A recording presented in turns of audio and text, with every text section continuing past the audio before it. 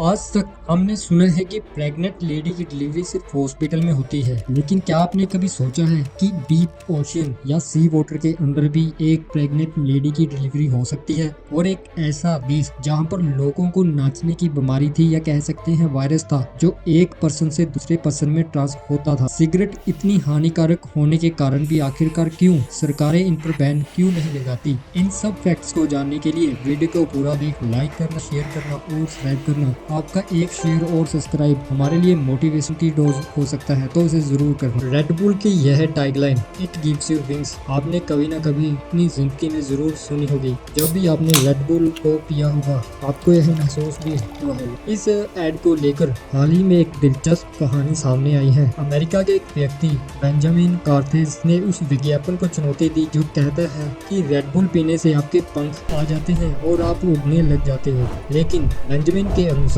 इसके बाद उसके पंख नहीं आए और न ही वह उड़ने लगा। उसने कंपनी पर मुकदमा किया और अपने दावे को साबित किया। नतीजा यह निकला कि उसे मुकदमा जीतने का सम्मान मिला और कंपनी ने उसको 93 करोड़ रुपए का जुर्माना देना पड़ा। यह कहानी दिखाती है कि कभी कभी विज्ञापनों का दावा रियलिटी से मेल नहीं खाता और हमें होशियारी से जानकारी को स्वीकार करना चाहिए। जब आप टीवी देखते हैं कुछ ही सेकंड में आपका दिमाग झिनझिनाने लगता है। यह वह विशेष स्थिति है जब आपका दिमाग अल्फा स्टेट में चला जाता है, जिसे हम आमतौर पर ध्यान और डीप रिलैक्सेशन से जोड़ते हैं। लेकिन यह एक बड़ा बदलाव है। टीवी के कारण आपका मन विचारों की गहराई में डूब जाता है और आपकी नींद की स्थिति में निंद्र अवस्था में चला जाता है। इससे टीवी से आपके माइंड की वेव्स विशेष रूप से प्रभावित होती है और आपके मन को अधिक विचारशील बना देती है। टीवी का महत्व बहुत अधिक है। आपको यह सब जानकारी आपके मेमोरी पूल में स्टोर होती है और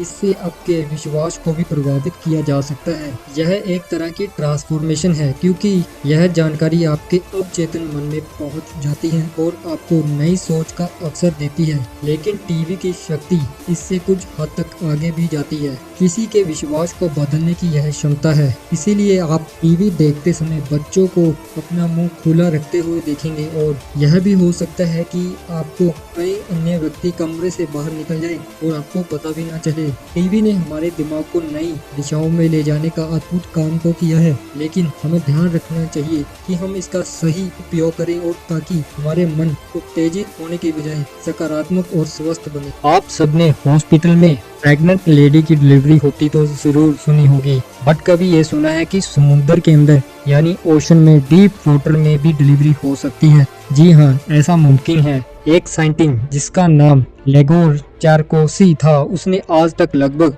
20,000 अंडर वाटर बर्थ डिलीवरी की। ये सब शुरू होता है 1979 में, जब साइंटिस्ट लेगोर ने अपनी टीम के साथ प्रिपेयर किया under water birth in Black Sea. उसके थोड़े टाइम बाद 3 डॉल्फिन्स आई प्रेग्नेंट लेडी के पास। सब टीम मेंबर्स को उन डॉल्फिन्स ने साइड में किया और खुद प्रेग्नेंट लेडी के आसपास घूमने लगी। डॉल्फिन्स ने लेडी को स्कैन किया स्नोर के साथ। स्नोर एक साउंड वेव्स होती है जो डॉल्फिन्स या और सी क्रिएचर यूज करती है अपनी नेविगेशन को लोकेट करने के लिए। डॉल्फिन्स ने उसकी बॉडी की लेंथ, अप्स एंड डाउन्स को मेजरमेंट किया और लेडी एकदम रिलैक्स हो गई जब डॉल्फिन्स उसके चारों ओर घूमने लगी। एट द एंड लेडी ने सक्सेसफुली और एफर्टलेसली चाइल्ड को बर्थ दिया और विदाउट एनी फियर और पेन। ऐसे ही कई मल्टीपल प्रोजेक्ट शुरू हो चुके हैं डॉल्फिन्स की मदद से डिलीवरी करने के लिए वर्ल्ड वाइड लेवल पर। बारिश के बाद की वो खुशबू, वो ताजगी और वो रोमांच, यह सब कुछ हमें क्यों अच्छा महसूस कराता है?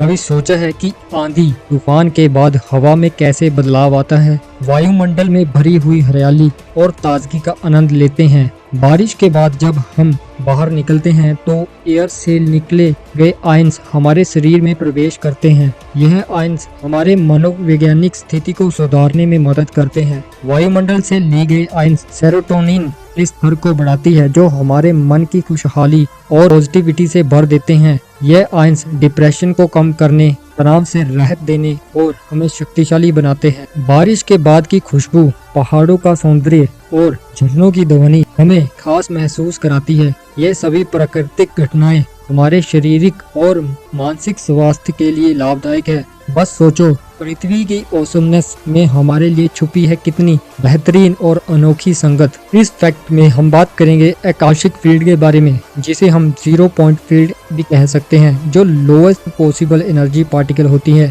यह एनर्जी ग्राउंड स्टेट में पाई जाती है।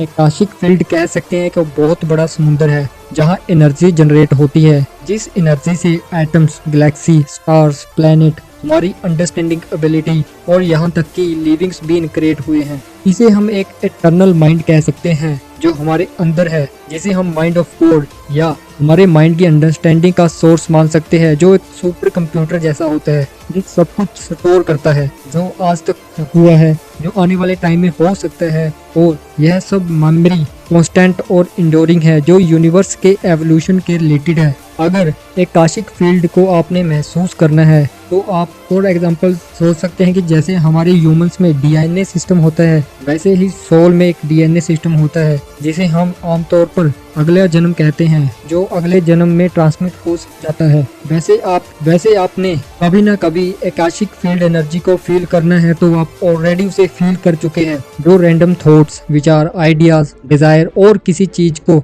कैसे समझ लेने की आपकी क्षमता है विदाउट एनी प्रूफ, एक्सप्लेनेशन और एविडेंस। ये सब फीलिंग्स आकाशिक फील्ड एनर्जी की वजह से होता है। जो भी आपकी जिंदगी में हो रहा है वो कोई रैंडम बात नहीं है, बल्कि कनेक्टेड है और इंटेंशनली हो रहा है। आपके अंदर की हायर फीलिंग्स जिसे आप अननोटिस कर देते हो हर बारी, वो सब 0 पॉइंट थ्योरी यानी आकाशिक फील्ड के कारण होता है। अगर इसे फुल एक्टिवेट करना है तो ये सब हमारे फोकस पे निर्भर करता है, जो सिर्फ मेडिटेशन से हो सकता है। 1518 में स्ट्रासबर्ग एलाइस में था वो अनोखा डांसिंग प्लेग। बस सोचो, लोगों को यूं ही नाचने का मन था और वो बिना रुके कई महीनों तक डांस करते रहे, एकदम जैसे बैलेरिना वुमन करती है जो प्रोफेशनली डांसर होती है और प्लेजर के लिए डांस करती है। पर दिक्कत तब आई जब कुछ लोगों की मौत हो गई, और वो भी हार्ट अटैक और स्ट्रोक की वजह से। इतनी नाचने की मस्ती में बीमारी का रहस्य आज भी एक रहस्य ही बना हुआ है। अब सोचो, अगर कोरोना की जगह